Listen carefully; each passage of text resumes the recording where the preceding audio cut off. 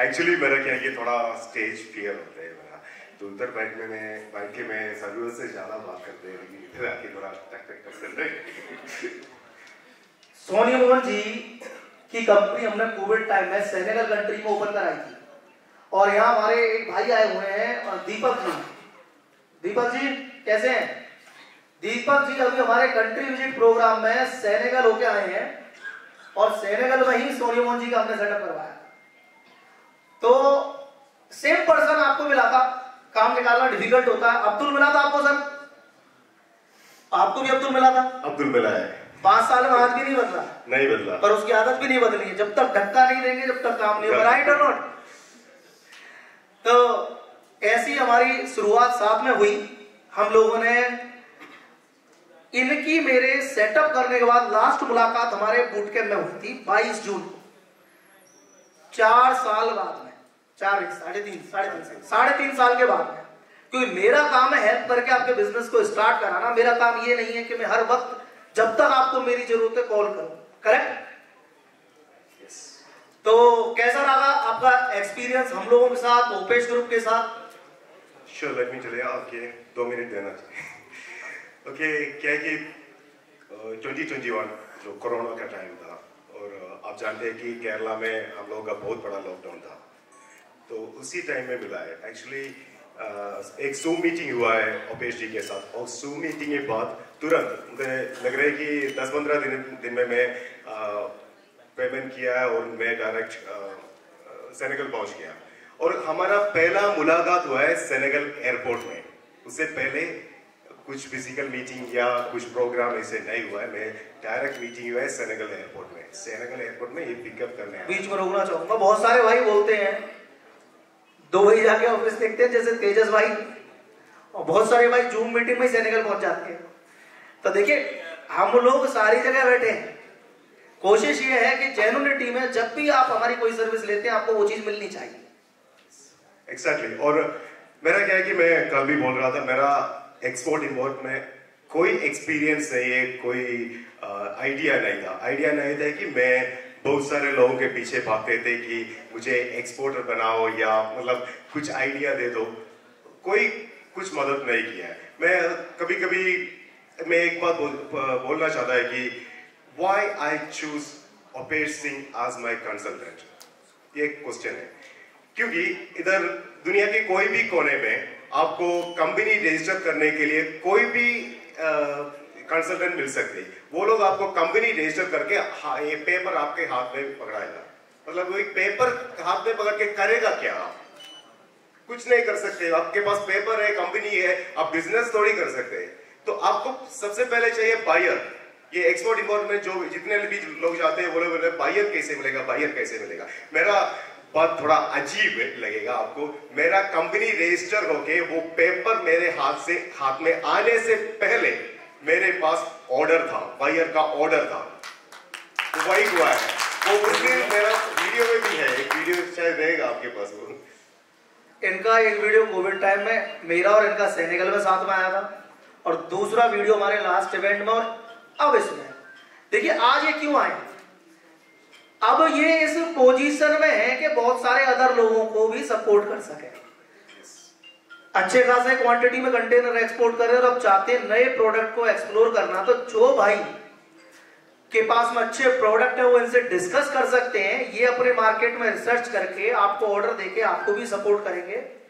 और इस मोटिव से आए हैं क्योंकि इन्होंने बोला उपेश जी मैं वही रास्ते पे चलना चाहता हूं जिस रास्ते पे आप चल रहे हैं, लोगों की मदद करने के लिए। करेक्ट? एक्जैक्टली। तो इसलिए बहुत लोग मेरे को क्वेश्चन पूछ रहे हैं और मैं उन लोगों से बात भी कर रहे हैं। मुझे भी अच्छा लग रहा है कि कुछ मेरा एक्सपीरियंस, क्योंकि मैं बहुत मतलब शुरुआत में मैं बहुत डरते थे।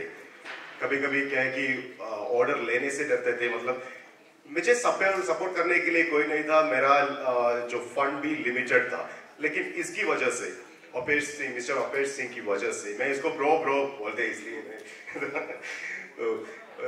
मदद से मैंने एक्चुअली बहुत कुछ मतलब उसको बहुत परेशान किया है। मतलब एक्चुअली सेनेगल के लिए पैसा दिया है और मैंने इसको लेके गया, चलो गाम्बिया जाएगा कि गाम्बिया में लेके गया। मतलब एक कंट्री का पैसा दिया है, 2 कंट्री जाके आया। और सेनेगल में भी मेरा अभी क्या है कि सेनेगल थ्रू गाम्बिया बिजनेस होते हैं, तो मैं 2 कंट्री का ये हुआ। और इसने जो कनेक्शंस दिया है, शायद इसको अभी पता नहीं होगा, जो कनेक्शंस दिया है ये बैंक का जो प्रेसिडेंट में से the head of the bank, so उनके साथ मीटिंग किया है। मतलब एक बड़ा आदमी है जो उनको मिलने के लिए 2 गेट में हमारा सिक्योरिटी चेकिंग होते हैं, तो इसने लेके गया, वो उसके साथ डायरेक्ट मीटिंग किया है। तो मुझे फंड ट्रांसफरिंग में सब कुछ प्रॉब्लम नहीं हुआ, बाद में तो एक रिलेशन बन गया।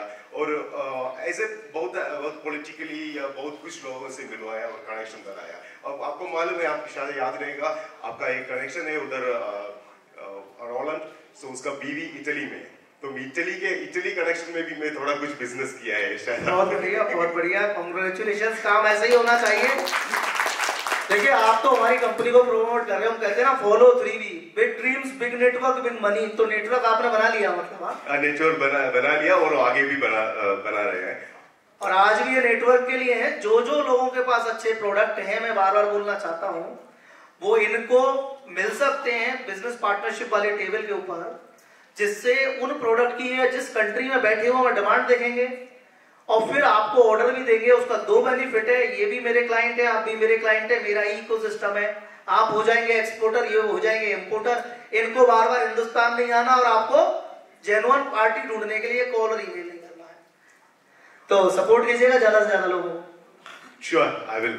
एंड क्या मैं बोलना चाहता है कि मैं मीडियम लाइफ जी रहा था, मीडियम लाइफ, हर चीज मीडियम जा रहा था। अभी इससे मिलने के बाद है ना, मैं मीडियम से लार्ज बन गया। मतलब थोड़ा बड़ा 10 टाइम्स, मतलब जो मेरा सपना था उससे 10 टाइम्स आगे मैं सोचना शुरू किया। और बीच में रोक रहा हूँ मीडियम के ऊपर, अभी इन्होंने 5 महीने पहले जगुआर खरीदी है, उसके लिए भी तालियां होनी चाहिए। और वो भी विदाउट नो फाइनेंस, कुछ नहीं है, मेरी कैश में। और जब भी आप इनके सोशल मीडिया पे जाएंगे, एक्टिव रहते हैं, क्योंकि इंडिया में भी इनकी एक कंपनी है ब्लू विंग्स एविएशन।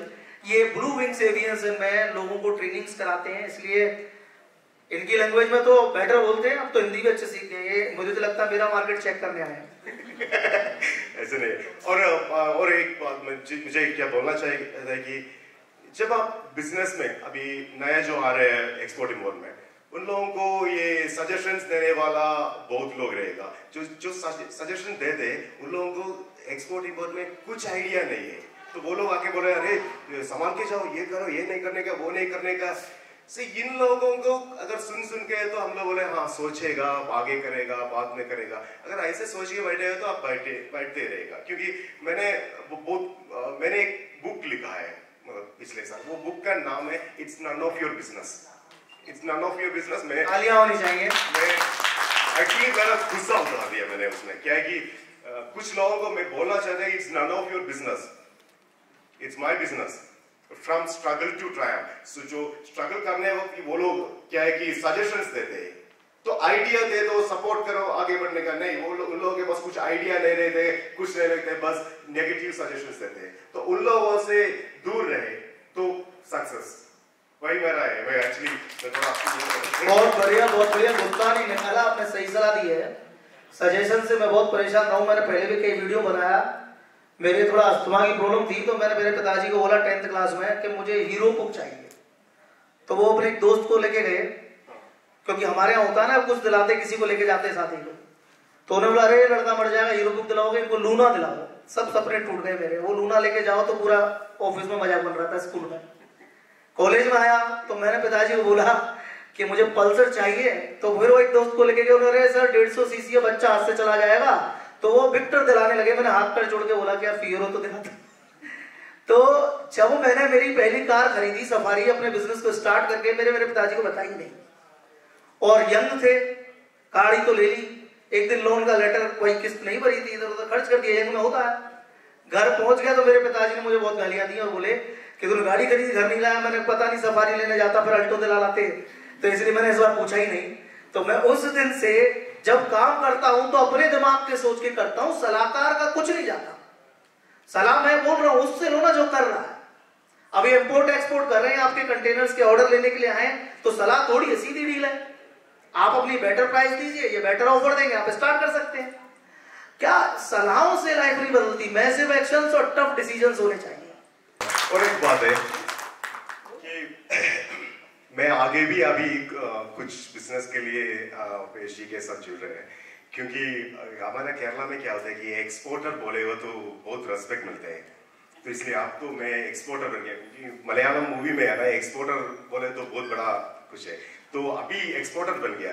अभी मुझे क्या है कि आप जानते हो कि केरला में ये गोल्ड का बहुत शौक है, गोल्ड गोल्ड गोल्ड बोलते हैं, तो अभी मुझे गोल्ड का कुछ बनने का है, वही चर्चा चल रहा था, शायद आप नहीं बताया।